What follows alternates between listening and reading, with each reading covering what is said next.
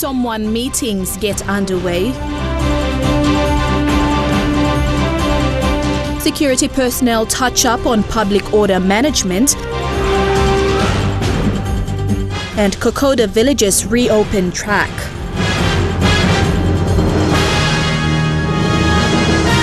This is National EMTV News with Helen Sayer.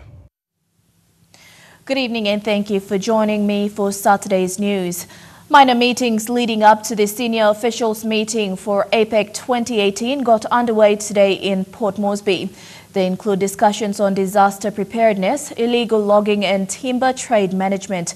This is the third APEC-related meeting Papua New Guinea is hosting, the first two being the informal senior officials and the transport ministerial meetings.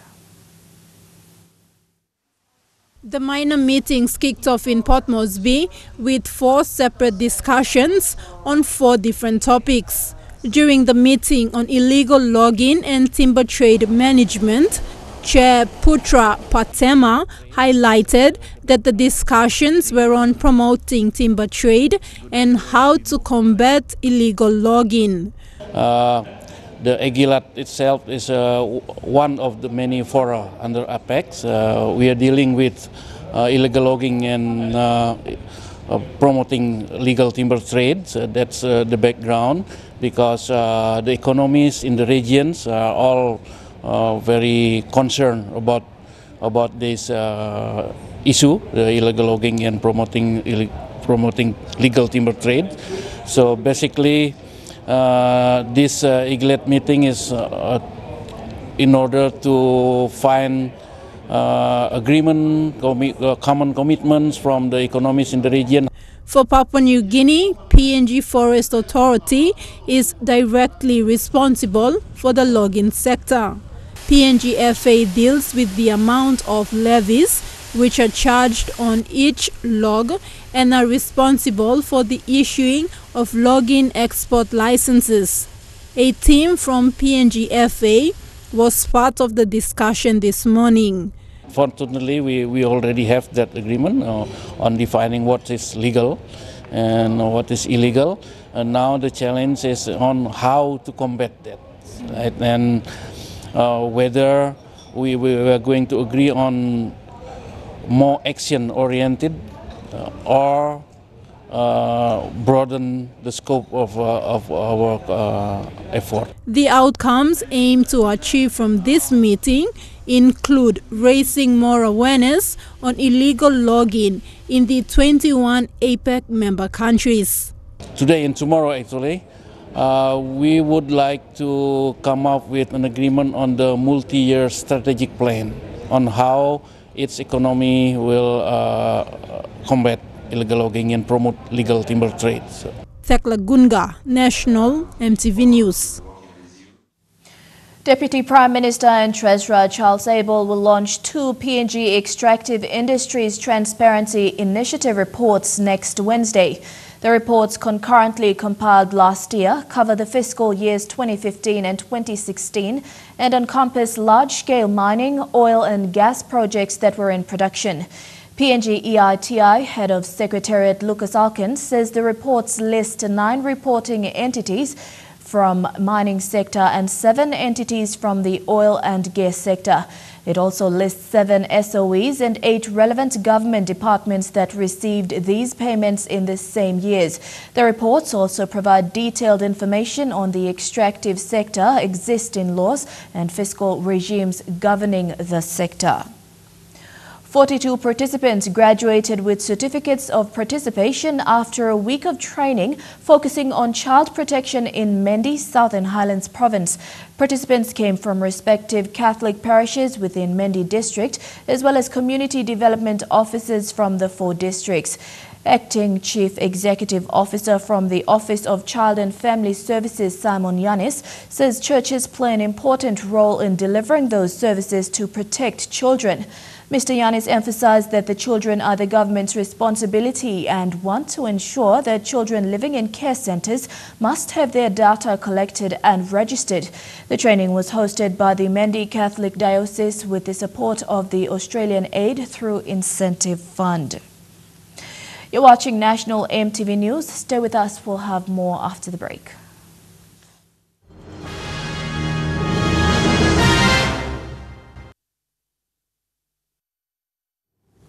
Welcome back. 58 women are amongst the 234 recruits who have joined the Royal Papua New Guinea Constabulary as probationary constables. These 232 men and women are the first batch of the 2017 intake. They were sworn during a pass-out parade by Police Commissioner Gary Baki at the Bomana Police College. Close to 1,000 friends, families and relatives were present to witness the pass-out. The recruits marched onto the parade ground with pride and enthusiasm to begin a policing career. The parade consisted of 10 squads and was led in by the famous police band. These officers have completed 6 months of basic police training on elements of law, conflict resolution and court procedures, including human rights. The parade was hosted by Police Commissioner Gary Baki, and Alfred Manasseh, the Civil Aviation Minister, was the reviewing officer. In his address speech, the minister encouraged the recruits to be fair, honest and committed. They were later sworn in by the Police Commissioner. The 232 men and women who have passed out today will complete 18 months of probation before they can be confirmed constables. While some will be deployed to other provinces, others will remain in NCD. For these 232, this is the beginning of an exciting but challenging career. Tekla Gunga, National EMTV News. Settlers residing at Mautana on Port Moresby's northwest have been given less than a month to vacate the area. Settlers say a businessman has claimed a title for nearly 10 hectares of land. However, the settlers have landowner backing, claiming the businessman is using force and corrupt practices to obtain the title. Settlers in Mautana were issued an eviction notice to vacate the land before March 15, 2018. That's about 3 weeks from now. However, the eviction notice is from a law firm in North the courthouse. Mautana residents have questioned the notice.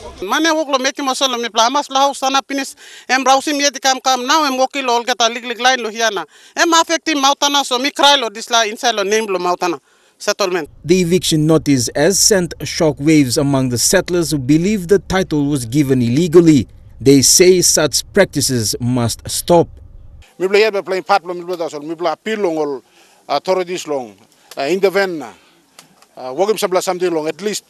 7 months line. After all, I'm population belong Papua New Guinea, metropolitan city.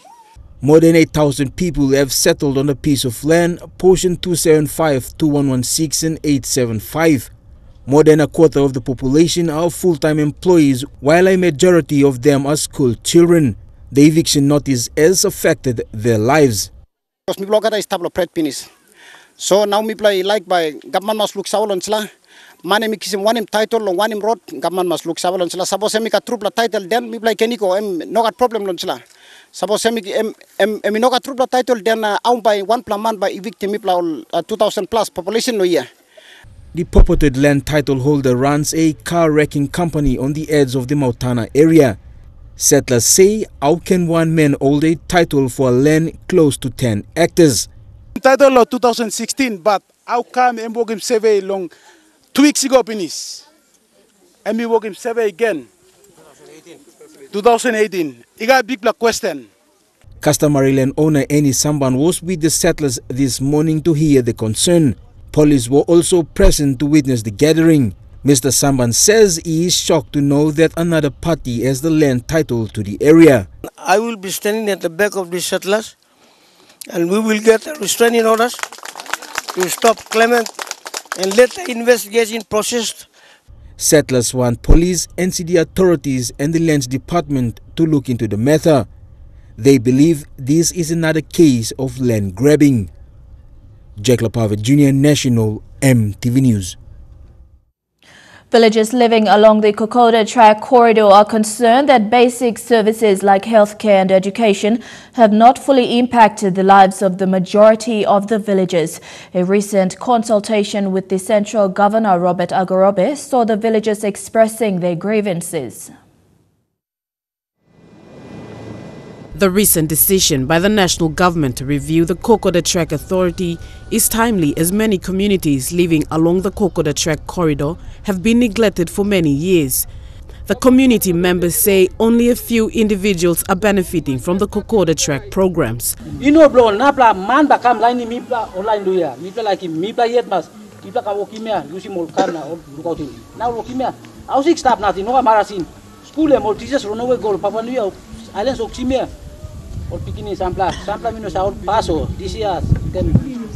White man a go come. Mibla lolona. Mibla lolona banda karen beg na go come na. Come up. Leiba blon man. White man. Ina problem kiran from mibla. Tuguna from mibla. Go come karen mo something go come ina. Or white man or die ina from mibla by staff now. Bakangi money lo mibla ya no ka. My school now today, school totally allowed. Who's going to help them with their school fee? Parents only know walk line about old stuff. Those who are fit all current bag, only no fit line all look tasolas. Now this la money shall come to help me play him go. Consent lo this la online people now me feeling this la na stop. Ose na me like in big plus something before trade by on. Look, place line, all papa ground. Looking heavy blow, no place. Now you looking, some problem, me plow, lapunia, all stop here. Still stop here, lokuna house. Straight him, sit down, blow, all sit down, good now. You by walk about, using ground blow, go come. Central Province Governor Robert Agarobe visited the villages to negotiate terms to reopen the track. Consent, like Robert, I'll only be here for 5 years. That's what you mandate me, you giving me only 5 years to operate. After that, I have to answer back to lobbies. But these are us who are running all these authorities and regulating and controlling these resources. They don't answer to you. They don't answer to the people. The Kokoda landowners agreed to open the track under the condition that Kokoda Track Authority and Kokoda Track programs be reviewed within the next 3 months. The president of Koyari LLG Council, David Ogi, said the landowners have given the national government until the end of April to review everything or face the closure of the track. Stacey Yallo, National EMTV News. The past 3 years has seen a progressive partnership between the Australian Bureau of Statistics and the National Statistics Office of Papua New Guinea. The partnership has empowered NSO to work towards producing quality and timely GDP reports for the country. The National Statistics Office just celebrated a 3-year partnership with the Australian Bureau of Statistics. This partnership has enhanced the productivity of NSO to produce quality and timely statistics for the country. Assistant Director for ABS, Lori Nitsky, stated that the most important statistics that any country can produce are the 3 economic key indicators, which are quarterly GDP, CPI, and labor force. Of the 3, PNG is able to produce GDP and CPI statistics. Mr. Nitsky, who travels to PNG 6 times a year to provide assistance to NSO, also says ABS wants to support NSO because they want to improve statistics in the region. At the moment, we're about to release 2015 GDP. You'll be aware it's early 2018. So this is a little bit of a lag, and this is the Stats Office, the NSO, is working towards reducing that lag. So scheduled for this year is a release roughly halfway through the year of 2016 GDP, and then 2017 GDP is due for release towards the end of this year. So hopefully by the end of this year, the lag has been reduced from the current 2 years to 1 year. second secretary, Edward Wilkinson, says statistics are critical for telling the broader picture of the economy and is important for economic growth. Sort of the specifics of the story, they're critical for telling the broader picture about an economy. And if we don't have that baseline, then we don't know where we are in the story. National statistician Rocco Koloma says from 2006 to 2013, PNG never produced any GDP estimates. Statistics are also important for the formation of government policy, the checking, validation, and progress of government policy to improve economic well-being. What happens in a country is very important. Once your country does not produce certain indicators in our region, and for that matter in the world, then you have an issue. People start questioning government policies, government programs. Everything is questioned because there's no numbers, there's no baseline to actually say that this is where the government is leading to. And I'm really happy with the numbers that are coming out, and there's seen a lot of... Lilian Sopera Kenea, National EMTV News. 6 correctional officers are among the 23 security personnel who have completed the Public Order Management course, a course designed to address riots that may occur in a public area. This is an APEC security-related training involving members of the Joint Security Task Force team. From the 24 security personnel, 6 are CS officers, 6 are from the PNG Defence Force, while the rest are from police. The training is designed to control crowds. During unexpected unrest in a public area. The security personnel staged a drill to demonstrate how they will respond to unrests using the necessary equipment. Representing the PNGDF, commanding officer of the 1st Royal Pacific Islands Regiment, Lieutenant Colonel Boniface Aruma, said the training will empower soldiers to discharge their duties. The training is also a bonus for those in the correctional service as it builds their capacity to control riots in a prison facility. At least 40 other security personnel have already underwent this training. The APEC security operation will be the biggest joint operation to be conducted by police, defense and CS in the history of Papua New Guinea. These officers are working closely with the Australian Police and Defence Force to ensure a safe and secure APEC. Tekla Gunga, National EMTV News. Yo, at Saturday's news, Maprik MP gives financial incentives to promote education, and a specialist education graduate says PNG teachers more than capable of teaching maths and other subjects. That's coming up next.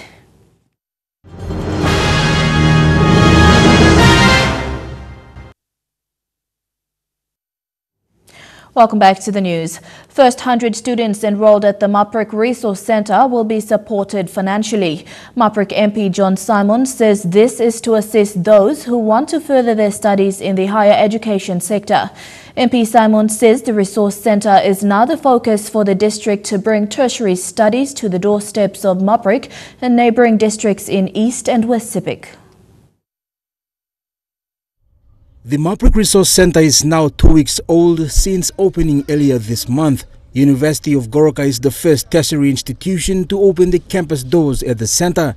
Maprik MP John Simon says the first 100 students will benefit. That is to support first 100 students that gets enrolled into these resource centres. 1,000 kina will subsidize the fees for every student, every first 100 students. And mind you, these are for first 100 Maprik students. Over 80 students have registered since its opening. Interest has grown with more parents consulting with the distance flexible coordinator. The resource centre is now seen as the entry to any tertiary studies right in the heart of Maprik town. Maprik District Administrator Joseph Imina says it will ease the financial cost for students travelling to Lae, Goroka or Port Moresby. Our main drive is basically to bring university back closer to the people. where bulk of our people lives. Our grade 12s must not travel so many distance, leaving the country, leaving the comfort of their family to get tertiary education. Maprik District is now strengthening relationship with Divine Word University, Unitech, UNREN, UPNG to run distance studies and upgrade. The Maprik MP says invitation is also extended to students in other districts of West and East Sepik provinces. Our young graduates, our young students that's coming out from secondary schools and all the other teachers, they can come and attend those programs. Like Yangur Sausia, Wasaragawi, Ampundi Dragike, Nukulumi. We'd like them to come and use the facilities as well. The resource center was built with a funding of 1.5 million from the planning department. Jack Lapava Jr., National EMTV News.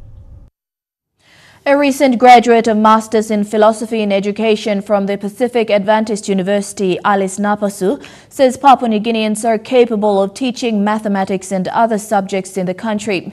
Alice, who majored in mathematics, said the government's decision to bring in expatriate teachers into the country is a slap in the face for local teachers. Alice Napasu is one of two women who graduated yesterday from the Pacific Adventist University.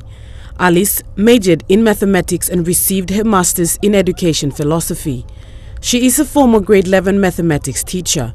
Her inspiration to help teach students better in mathematics was made available when she received a scholarship from PAU. Her thesis is based on her efforts to improve teaching mathematics in PNG. I graduated in 2013 with merit in secondary education. And then I went and taught for 2 years in Kitip Lutheran Secondary School in the Western Islands province. I taught grade 11 general maths in 2014, and in 2015 I taught both grade 11 and 12 general mathematics. And from there I was inspired to help students to understand and learn maths effectively. But we have seen news, we read that they are trying to hire people from India and I think Philippines. They are trying to hire people just to improve mathematics education. And my study focused on how to help students understand mathematics when teachers are dealing with them in the classroom. Alice says the recent call by the national government to recruit teachers from India and other countries is unfair, as PNG teachers are capable but have not been given the support by the national government. I saw the news when I already submitted my thesis, and it's like a slap on the face when some of us are struggling to research to find out ways to improve mathematics education in the country, and they are not trying to support us but trying to spend and expense overseas and taking people from overseas to help us, which we can do it ourselves. We have capabilities, we have potential to improve our learning, but just that we do not support those people who are interested in improving.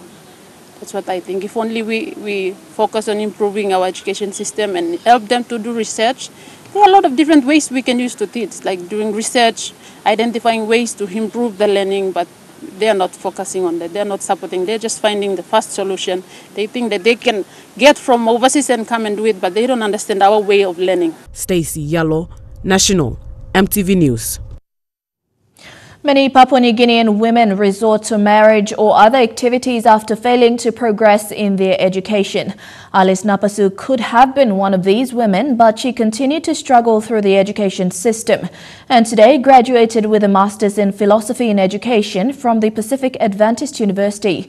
Alice was surrounded by proud family members who were excited about her achievement as she becomes the first woman in her family to reach a prestigious level in education. Alice is a testament of sheer hard work and perseverance.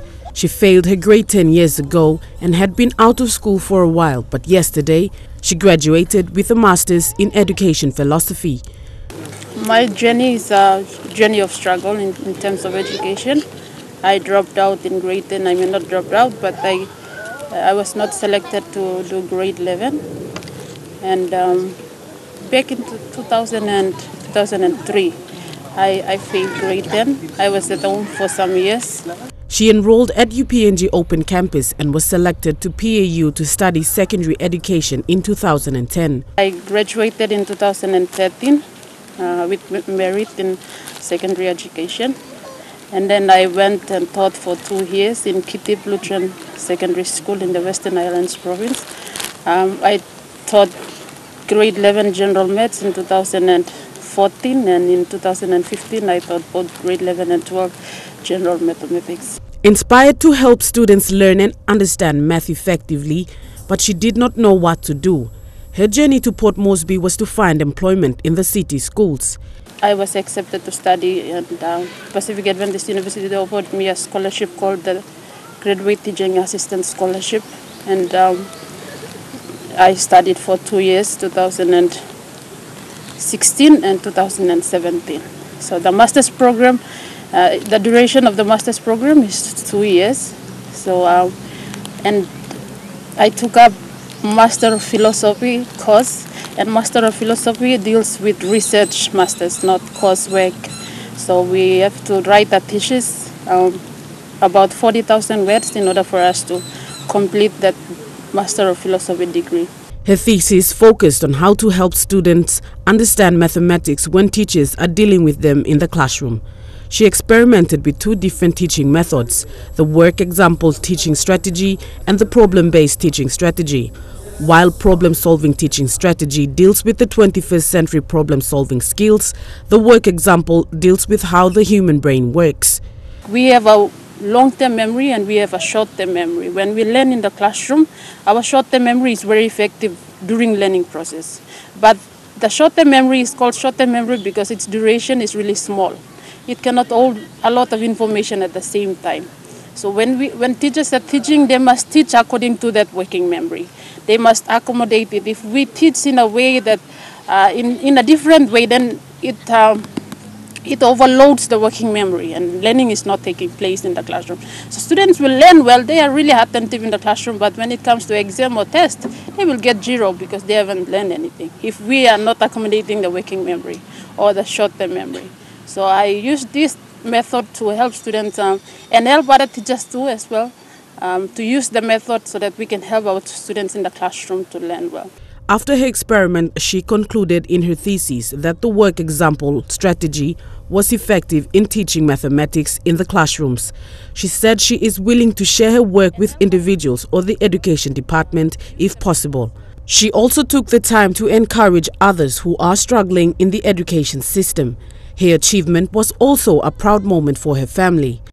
Stacey Yallo, National EMTV News. Turning overseas now, more failures and missed signals in the Florida school shooting, which could have stopped the massacre or perhaps saved more lives.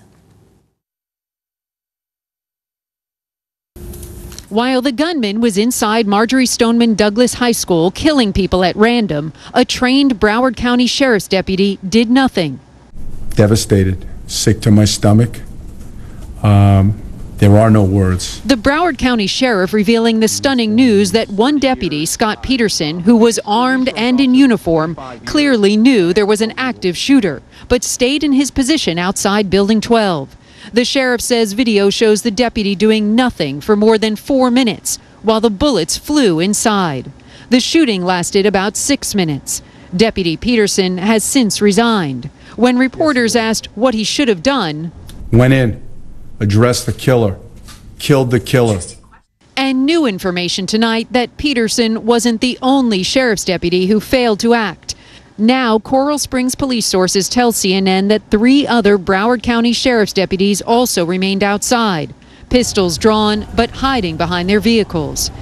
It's unclear if the shooter was still there when they arrived, but not one of them had gone into the school. It was the Coral Springs officers who were the first to go in.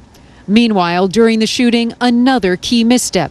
Turns out the surveillance video security teams were watching in hopes of locating the 19-year-old gunman in the school had been rewound. The 20-minute video delay led authorities to believe the gunman was still in the building, when in reality, he was long gone. The delay never put us in a situation where any kids' lives were in danger. Long before the shooting, there were warning signs that went nowhere.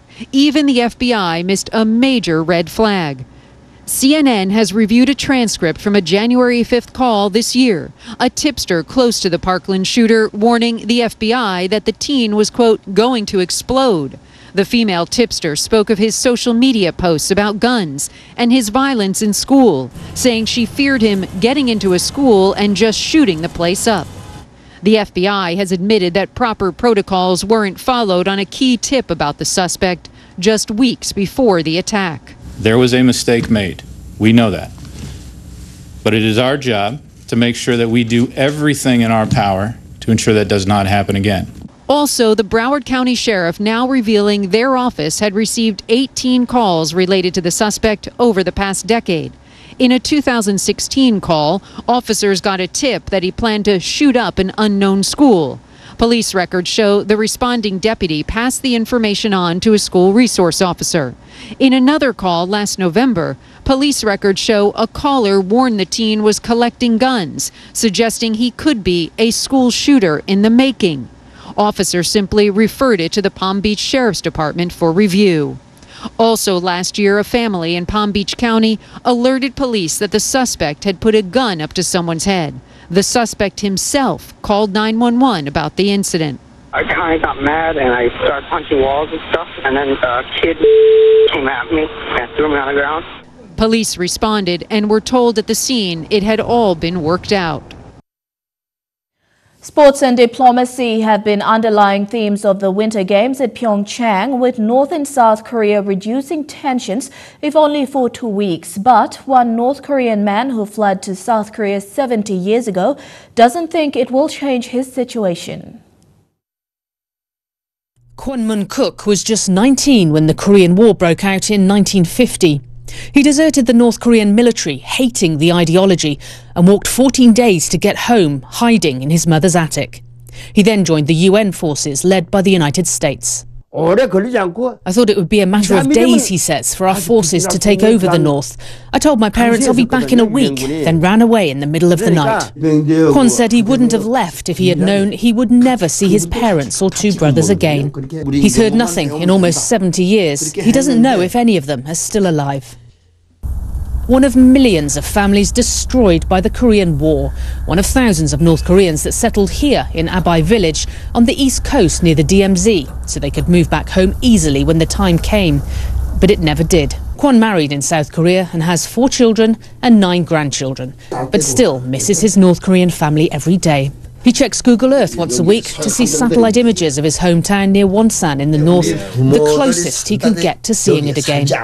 Oh, so that's where you live? No, this is my school, he says. My mother and father lived there. Some see the Olympic sporting diplomacy between North and South Korea as a positive development, but Kwon says he's not happy to see a joint Korean team. He says they're wearing masks, and he doesn't think it will change his situation. He has not applied to be part of official family reunions between North and South, fearing any family still alive would be punished for his military desertion a lifetime ago. I was almost 20 when I left home, he says. I'm now almost 90. There's no joy of life for me. I'm waiting to die. I don't know why, he says, but the older I become, the more I miss my brothers.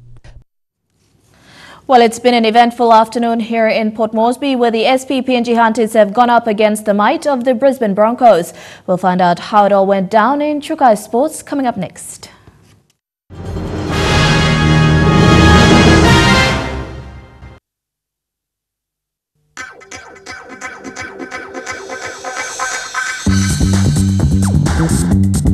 Chukai Sports.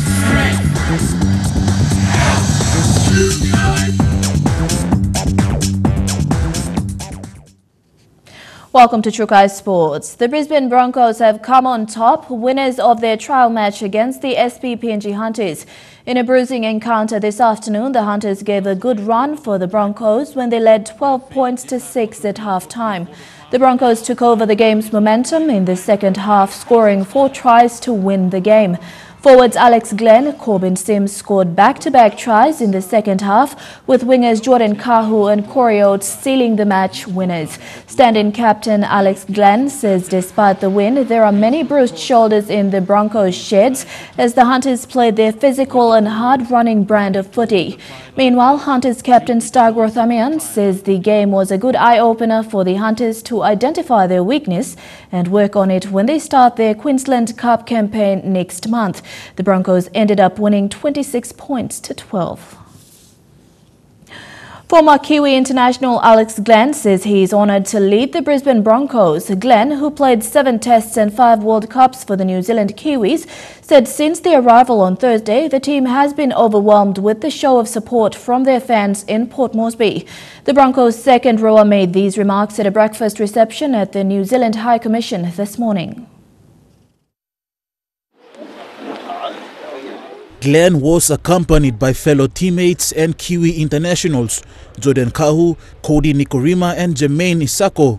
The breakfast reception organized by the New Zealand High Commission was to recognize the New Zealand players and their contribution to the game of rugby league. It's good to be able to welcome some Kiwis playing excellent sport, even if it is in another country, but I'm sure you'll go home at some point. Glenn, who captained the Broncos in a few NRL games before, says he was told he'll be captaining the team when they arrived on Thursday. He says it is a privilege to lead a team like the Broncos, and this being his first time in PNG is one experience he will never forget. You know, a lot of us players, including myself, this is our first time here to PNG, so it's something that we'll cherish and we'll never forget, and it's all thanks to you guys.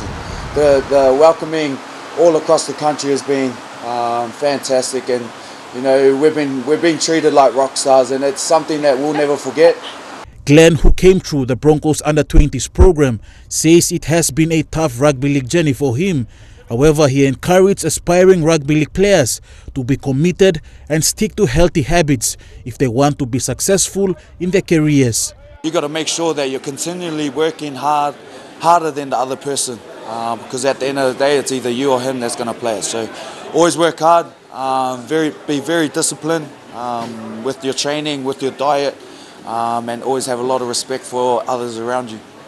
Stanley Over Jr., National EMTV Sports. To AFL now, Easy Loan AFL competition played its round 3 matches today after the competition started a fortnight ago. The matches played 12 aside and saw a total of 6 teams compete. The first 2 teams to enter the field were West Eagles and Tigers, who played 15 minutes each quarter. In the first quarter, Tigers scored their first goal and was followed by West Eagles with a goal and a behind to equalize the score 7-all.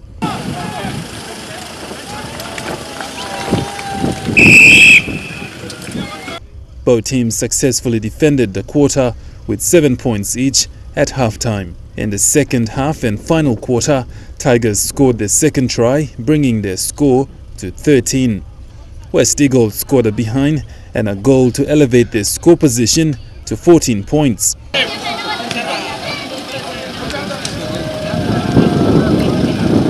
In the final minutes, Tigers managed to score one more goal, bringing their score to 20, West Eagles 14 at full time.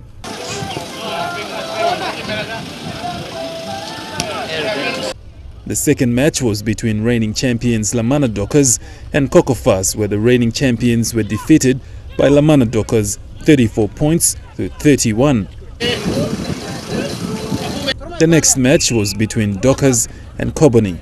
Godwin Eki, National EMTV Sports. Chukai Sports will be back with more after the break. Don't go away.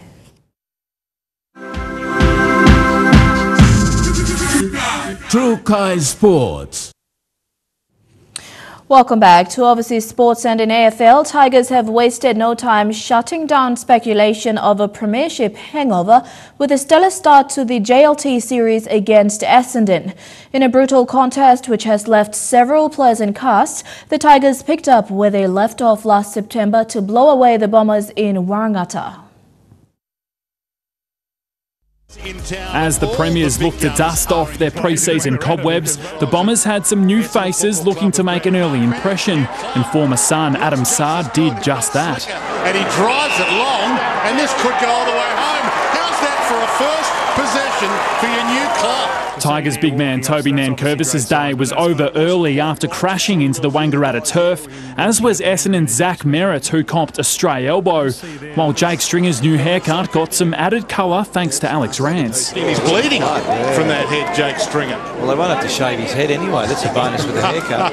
The Tigers' small forwards again proving difficult to contain, while Jack Riewoldt showed he's lost none of his class. The Tigers, the reigning premiers, are turning it on. Damien Hardwick's men slamming on 8 straight goals and earning some high praise. Don't look rusty at all, the Tigers, do they? This is an incredible performance. Led by Dustin Martin, who picked up where he left off in 2017. Martin improves the angle and kicks one of the easier goals of his career. Defender David Asprey, another to call it a day after a head knock. The Tigers with 16 goals before three-quarter time. The Bombers left with plenty to work on. And that ends Trukai Sports for tonight. Up next are weather details for the next 24 hours. Stay tuned. Trukai Sports.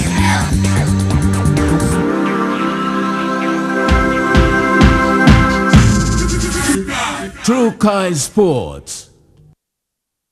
The weather details were proudly brought to you by Dulux, celebrating 50 years in PNG and the only paint made in PNG.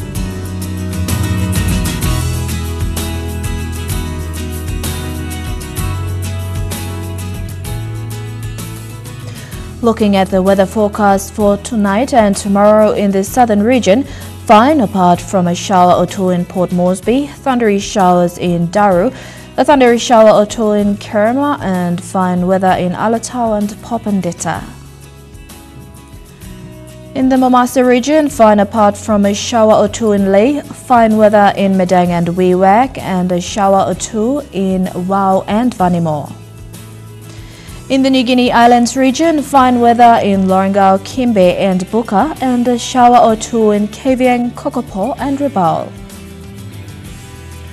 And in the Highlands region, a thundery shower or two, then morning fog in Mount Hagen, and a shower or two, then morning fog in Goroka, Kundiawa, Mendi and Wabag.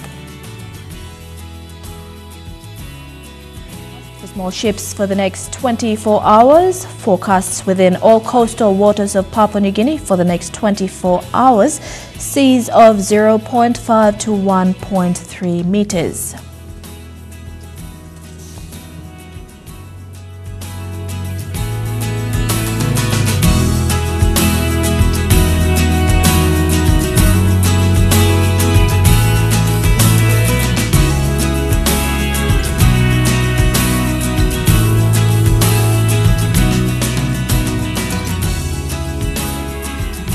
Ocean forecast for PNG areas. In the Coral Sea, seas slight with northeast to northwest winds at 10 to 15 knots.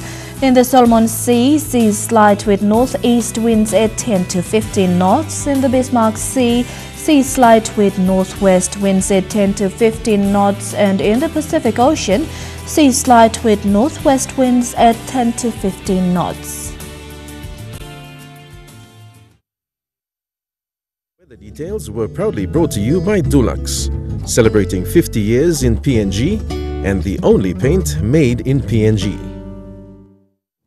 And before we go, recapping our main stories tonight. APEC senior officials lead up meetings underway in Port Moresby. Security forces touch up public management training, and Broncos 26, Hunters 12, the final score in the game that stopped the nation's capital this afternoon. And that's the news, sports and weather for Saturday, February 24th, 2018. On behalf of the entire EMTV News team, pleasant viewing. Good night.